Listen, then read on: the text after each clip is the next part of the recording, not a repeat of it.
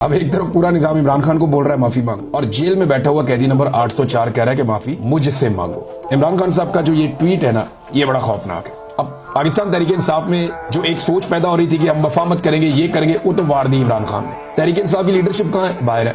तहरीक इंसाफ की लीडरशिप कहाँ है? अपने घरों में। तहरीक इंसाफ की लीडरशिप कहाँ है? कोई असेंबलियों में, कोई सेनेट में। तहरीक इंसाफ की लीडरशिप कहाँ है? एक सूबे में उनकी हुकूमत है।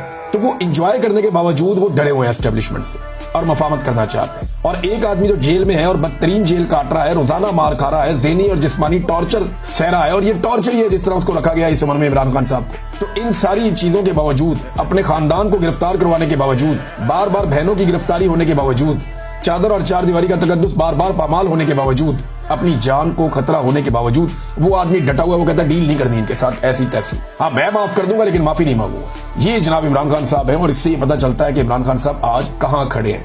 वो जिन लोगों को माफियों का बड़ा शौक था ना, उन लोगों की अच्छी खासी अब तसल्ली हो गई होगी, और उनको आइडिया हो जाना चाहिए कि इमरान खान साहब की सोच क्या है और वो मामले को किस तरफ लेकर जा रहे हैं।